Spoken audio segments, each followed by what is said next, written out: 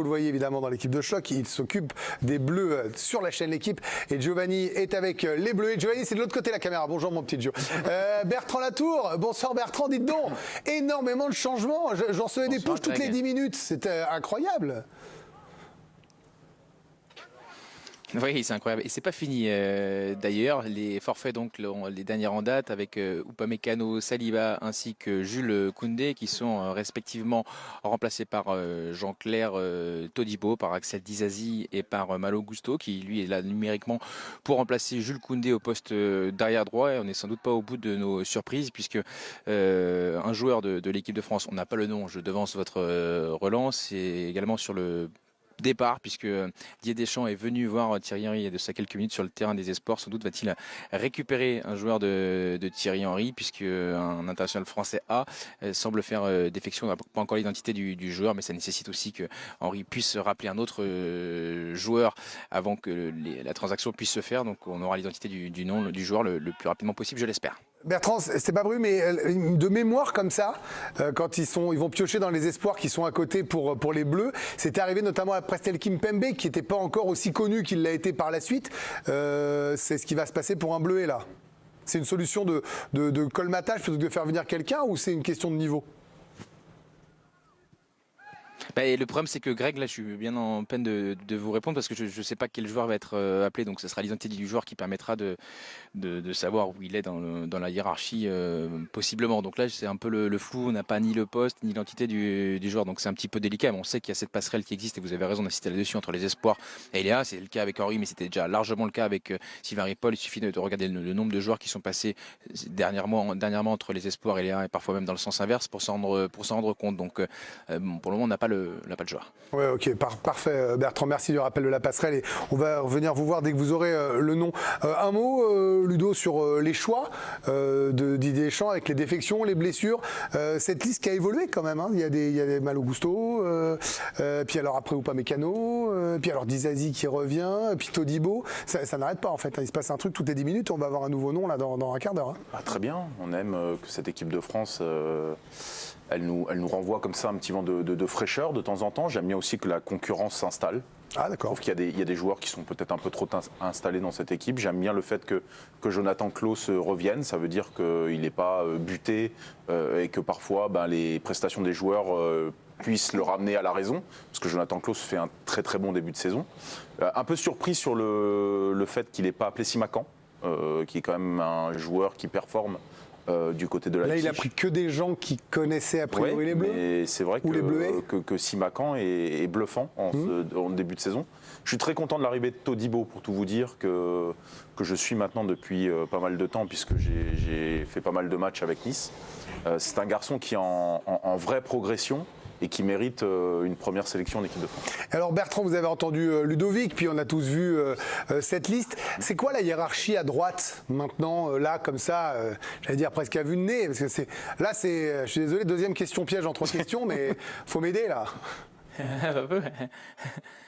Et ouais, mais je suis bien en peine là aussi. Je ne sais rien en fait dans cette émission parce que c'est un peu la grande question parce que on avait l'habitude de voir Pavard 1 et Koundé 2 ou dans le sens inverse suivant les périodes. Là, Benjamin Pavard a été réaxé. En tout cas, c'est ce qu'avait annoncé Didier Deschamps lors de la conférence de presse de la liste jeudi dernier. Et Jules Koundé n'est pas là. Donc la logique voudrait que Jonathan Klaus, le poste lui revienne pour le match face à Amsterdam, mais c'est aussi un joueur qui n'était pas venu en équipe de France depuis un an. Est-ce qu'il va être lancé dans le grand bain dans un match important de qualif à l'extérieur? C'est pas certain. Il y a toujours la possibilité que, contrairement à ce qu'il dit Didier Deschamps, Benjamin Pavard soit à droite et qu'on ait une charnière, par exemple, Konaté-Lucas avec Théo arrière gauche. C'est une possibilité. Justement, Didier Deschamps, je l'ai interrogé là-dessus pour essayer d'en savoir plus. Je vous laisse juger la réponse. Ah. On va rester sur l'arrière droit. Allez.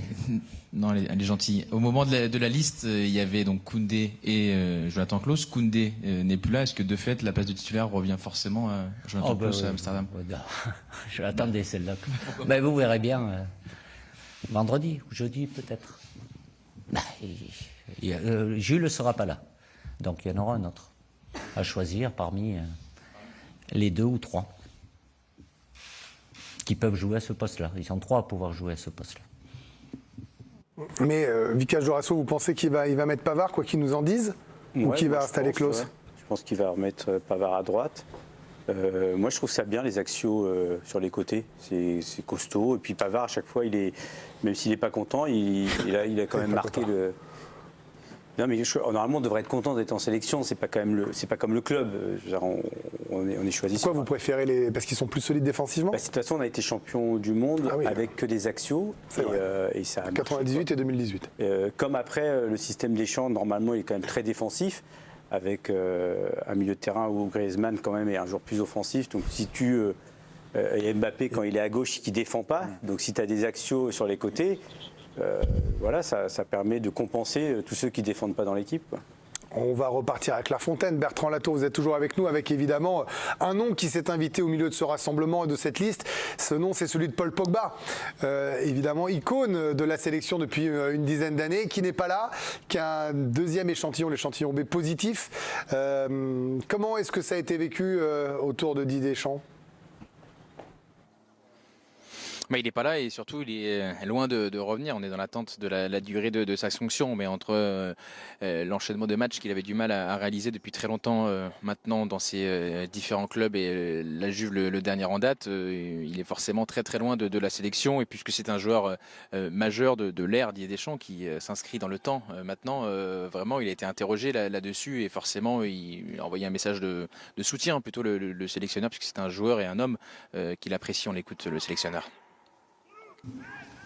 Enfin, je pense pas, pour avoir entendu Allegri qui parle au passé. Il est surtout, comme je le suis moi aussi, très triste pour Paul, ce qui lui arrive. Bon, c'est vrai qu'il lui tombe beaucoup de choses sur la tête ces derniers temps et il se retrouve dans une situation bien évidemment compliquée. La relation importante que j'ai avec Paul et le fait de soutenir les joueurs lorsqu'ils sont en difficulté, oui, je suis attristé. Après, je sais pas de quoi sera fait demain, après-demain, le temps que ça prendra, mais forcément, c'est triste pour lui, tout ce qui lui arrive. On repart avec La Fontaine, avec les grands, c'est donc Bertrand, et avec les Bleuets, c'est Giovanni Castelli. Bonsoir Giovanni, merci d'être avec nous dans l'équipe de Greg. Alors Giovanni, vous faites piquer vos joueurs par Bertrand? Qu'est-ce que c'est que cette histoire? Pardonnez-moi Greg, il y a une petite interférence, je voulais pas du tout entendre votre question. C'est le pire début de duplex de l'histoire. Vous n'étiez pas concentré. Je disais, vous faisiez piquer vos joueurs par Bertrand Latour. Je suis désolé, il est là, boum, et il va venir piocher chez vous. Qui s'en va? Bah écoutez, si j'avais l'information, je vous la donnerais volontiers, mon cher Greg, mais c'est comme ça, vous savez, les stars comme Bertrand Latour, elles veulent la lumière, elles veulent tout pour elles. Bon, on lui a déjà laissé mal au gusto, mais pour l'identité du joueur, pour l'instant, je ne l'ai pas. Ce que je peux vous dire, en tout cas, c'est qu'on assiste à un très très bel entraînement. Il y a une opposition, voilà, et on a pu voir Mathys Tel, fraîchement appelé avec les espoirs par le Bayern, le joueur du Bayern Munich. Je peux vous dire que là, il y a du très très haut niveau. Cette équipe de France Espoir, on rappelle, on a la chance de la vivre en clair sur la chaîne L'Équipe, et il y a un niveau fantastique. Un mot sur Ryan Cherki qui est en difficulté à l'Olympique Lyonnais, en tout cas qui n'est pas, semble-t-il, Giovanni, dans les petits papiers de son coach. Est-ce que ça peut être une bouffée d'oxygène pour lui et pour son jeu, les Bleuets? Bah forcément, parce qu'on sait que lors du premier rassemblement, pour le coup, Ryan Cherki avait été au centre de l'équipe de Thierry Henry. Il lui parlait beaucoup au bord du terrain. L'équipe construite pour lui en numéro 10 derrière deux attaquants. Donc on a essayé, je lui ai posé la question de savoir si la situation à Lyon ou non pouvait peser et comment il allait récupérer son joueur. Écoutez la réponse du coach des Espoirs. Il a été titulaire contre le Havre, il a été titulaire contre Reims, malheureusement pour lui, pas contre Brest et pas contre Lorient ce week-end. Donc oui, pas facile. Le problème de Ryan, c'est qu'il a tellement de qualités que quand il n'arrive pas à les exprimer, c'est toujours un problème. Johan a beaucoup moins joué que lui.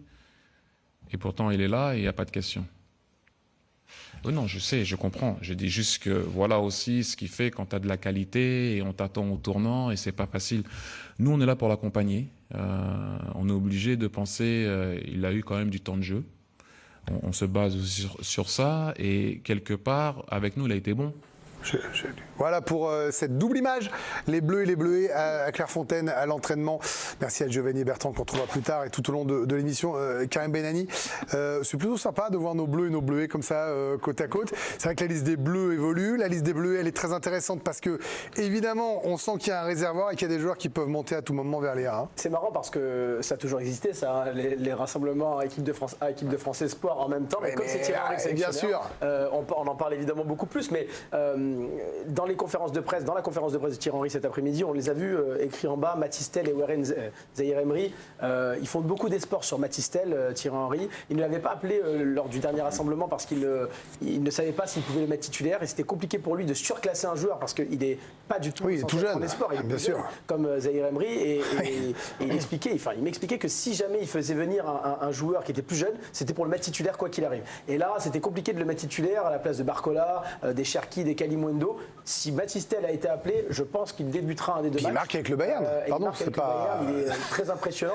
Et sur Zaïre-Emery, évidemment qu'il a envie de le garder. Mais Karim, est-ce que ça pourrait être un de ces deux-là?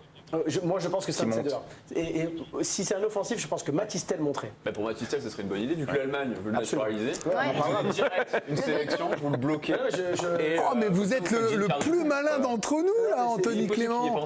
Si c'est un offensif, je pense que c'est Matistel qui monterait. Non, mais ce serait quand même assez dingue. Alors que pendant qu'on assiste à la fin des deux entraînements, voilà, vous voyez, les deux entraînements des Bleus et des Bleuets sont en train de se terminer. On attend le nom de ce Bleu qui va quitter le rassemblement, qui sera remplacé, vous l'avez entendu, par un Bleuet. Et vous me dites là en plateau que pour vous, Anthony, vous n'avez pas encore discuté, je vous donne la parole, si jamais ça devait être un offensif, ce serait Matistel. Mais enfin, l'histoire serait dingue. Le gamin, il n'est pas appelé au dernier rassemblement des Bleuets. Il est remplacé en Bayern. Il y a d'autres joueurs offensifs, sans doute plus légitimes, et que son talent me pardonne, il n'y a aucun doute sur son talent, qui pourrait être appelé, mais comme il est déjà au château, vous mettriez Matistel en bleu? Alors on se projette, mais enfin, je ne trouverais pas ça aberrant que quelqu'un qui performe avec le Bayern Munich, donc qui montre sa capacité à évoluer au plus haut niveau, qui en plus est aussi à l'aise dans un rôle de sortie de banc. Exactement. Et c'est ce qu'on lui demandera. Si Matistel montait chez Léa, ça serait pas pour débuter un match. Vous imaginez bien l'histoire, si le gamin monte, qui met un but quand il rentre dans ces deux matchs, il repart plus jamais chez les Bleus. Non, on a vu Thierry Henry bien placé pour savoir qu'on peut faire l'aller-retour. Oui, Henry a fait les deux. Du coup, et sachant qu'en plus, il était même pas avec les espoirs au précédent rassemblement, moi j'avais tiqué de pas le voir effectivement chez les espoirs vu ce qu'il faisait. Oui, mais l'explication était cohérente. C'était il veut pas le faire surclasser pour le mettre sur le banc. Et l'appeler avec Léa serait aussi cohérent. Alors après, l'appel du pied du voleur hier avec l'Allemagne, ça rajouterait un clin d'œil. Mais pour moi, le voir avec. Bon, vous restez dans les starting blocks parce qu'on va parler de ce joueur qui va passer chez les R. Je pense qu'on devrait avoir le nom dans le courant de l'émission. Là, si je regarde, alors j'ai regardé leur petit museau à tous autour de la table. Il y a un petit pronostic tel ou Zaïre-Emery. Voilà, on verra suivant où est la position. Évidemment, si c'est un défenseur ou un gardien, ça sera pas ça. Voilà, ça c'est une info que je vous donne. Ça veut vraiment dire qu'ils veulent bloquer tel s'ils remplacent un défenseur par tel. C'est ça. Ça voudrait dire qu'ils veulent pas qu'il devienne allemand.